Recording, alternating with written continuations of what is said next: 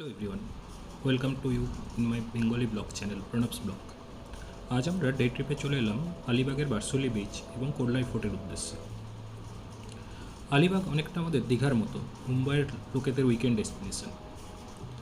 আলিবাগের distance Mumbai থেকে approximately 95 kilometre. Personal কারে গেলে ড্রাইভিং টাইম মোটামুটি 3 ঘন্টা লাগে।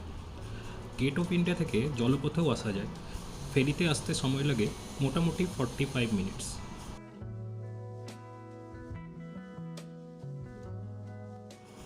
আলিবাগে অনেকগুলি বিচ আছে, যেমন Nagaon beach, Bhiwandi beach, Awas beach, Varsoli beach, Kihim beach. এছাড়াও অনেকগুলি ফোর্ট আছে, যেমন Murud Janjira fort, Sagargad fort, Kolaba fort, Korlai fort. আজকে আমরা যাচ্ছি এখন কোরলাই ফোর্টে।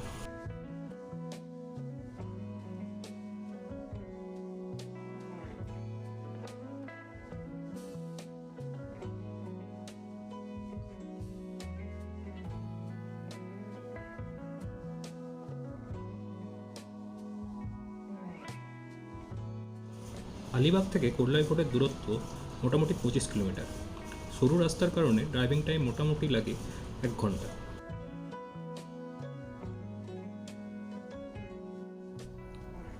রাস্তায় যেতে যেতে দেখলাম বিক্রি হচ্ছে তালশাঁস, তাই একটা ছোট্ট তালশাঁসের বিরতি নিয়ে আমরা আবার রওনা দিলাম কোরলাইয়ের উদ্দেশ্যে। এবার রাস্তায় যেতে যেতে চলুন আমরা জেনে নিই কোরলাই ফোর্টের কিছু ইতিহাস। কোরলাই আসলে একটা ছোট্ট আইল্যান্ড, যেটা মেনল্যান্ডের সাথে এই ব্রিজটা দেখছেন, এই ব্রিজটা দিয়ে কানেক্টেড। এই আইল্যান্ডের প্রথমে নাম ছিল মোরেডি চোল, মানে পর্তুগিজরা রেখেছিল এই নামটি, যার অর্থ ছিল আ স্মল রাউন্ডেড হিল। এই আইল্যান্ডটি পর্তুগিজ শাসনের অধীনে ছিল, আর এখানকার গ্রামের লোকেরা পর্তুগিজ ক্রিওলে ভাষায় কথা বলতো। এই ক্রিওলে থেকেই পরবর্তীকালে এই জায়গার নাম হয় কোরলাই। 1521 সালে পর্তুগিজরা এই ফোর্টটি নির্মাণ করে। তখন মহারাষ্ট্রে চলছে আহমেদনগর সালতানাতের শাসনকাল, আর পর্তুগিজরা তাদের সীমানা বিস্তৃত করে ফেলেছে বেসিন থেকে কোরলাই পর্যন্ত। আর সেই সীমানার উপরে নজরদারি রাখার জন্য আহমেদনগর সালতানাতের থেকে পারমিশন নিয়ে পর্তুগিজরা এই ফোর্টটি তৈরি করে। যদিও এই ফোর্টের আসল মালিকানা তখনও ছিল আহমেদনগর সালতানাতের কাছেই। 1594 সালে 3000 সৈন্য নিয়ে পর্তুগিজরা আহমেদনগর সালতানাতের সাথে যুদ্ধ করে, এবং সেই যুদ্ধে জয়ী হয়ে এই কোরলাই ফোর্টটি তাদের অধীনে নিয়ে আসে। পরবর্তীকালে কম সৈন্যবাহিনীর কারণে পর্তুগিজরা ফোর্টটি তাদের অধীনে রাখতে অসমর্থ হয় এবং এই ফোর্টটি নিজেরাই ধ্বংস করে দেয়। এখন ফোর্টটি একটি ধ্বংসস্তূপ মাত্র।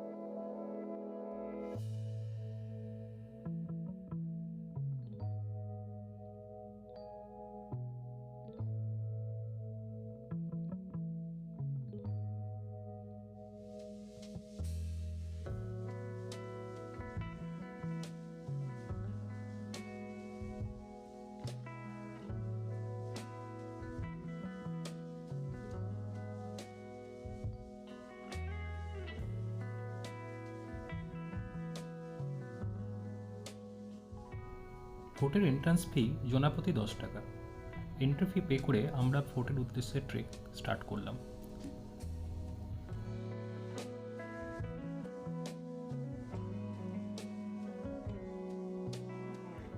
এই ফোর্টটি সমুদ্র পাদদেশ থেকে 150 ফুট উঁচুতে কোরলাই পাহাড়ের পশ্চিম দিকে অবস্থিত এবং এটি লম্বায় 2828 ফিট এবং চওড়ায় মোটামুটি 89 ফিট।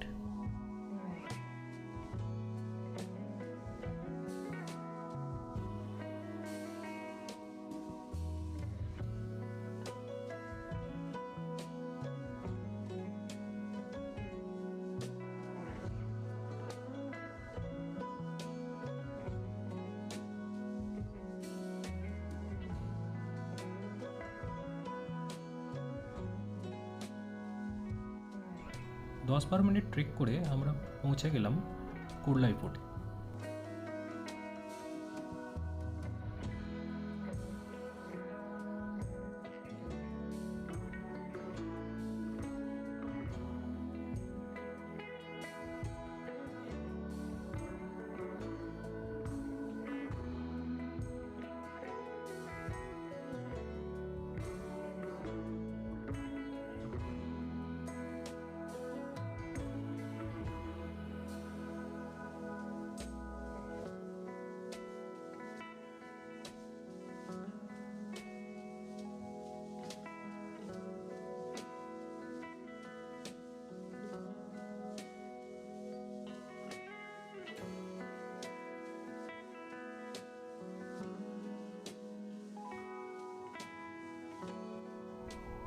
এটি ফোর্টের মেন এন্ট্রান্স। এখানে ছিল ব্রোঞ্জের দুটি সিংহ, যদিও সেটি এখন আর নেই।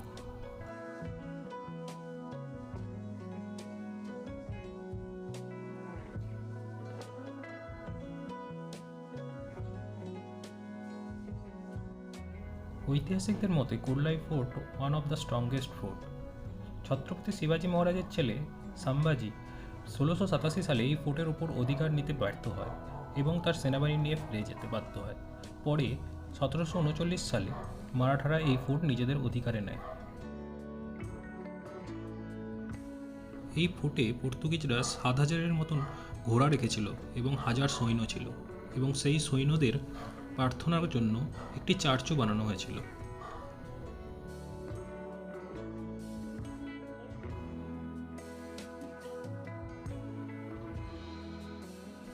এই উঁচু টাওয়ারের উপরে একটি ব্রোঞ্জের পাখা মেলা ঈগল থাকত, যদিও সেটা এখন ধ্বংস হয়ে গেছে।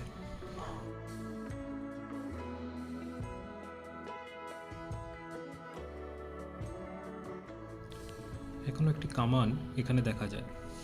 এই কামানটা নজরদারি রাখার জন্য পর্তুগিজরা ব্যবহার করত।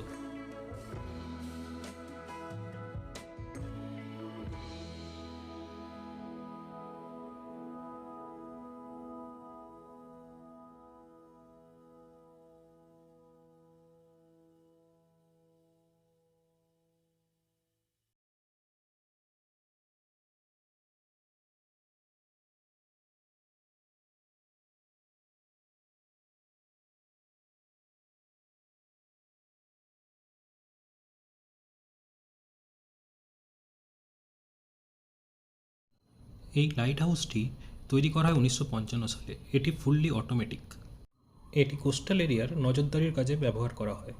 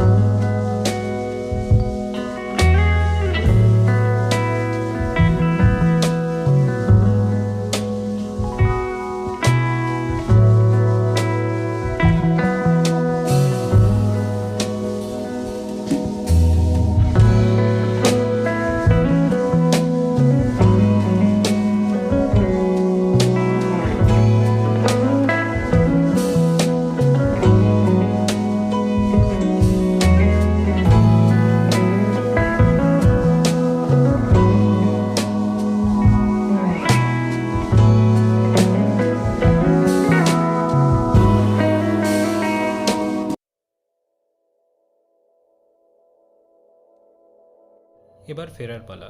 কোরলাই ফোর্ট থেকে ফেরার পথে আলিবাগে ভার্সলি বিচে সানসেট দেখে আমরা আমাদের বাড়ি ফিরে আসবো।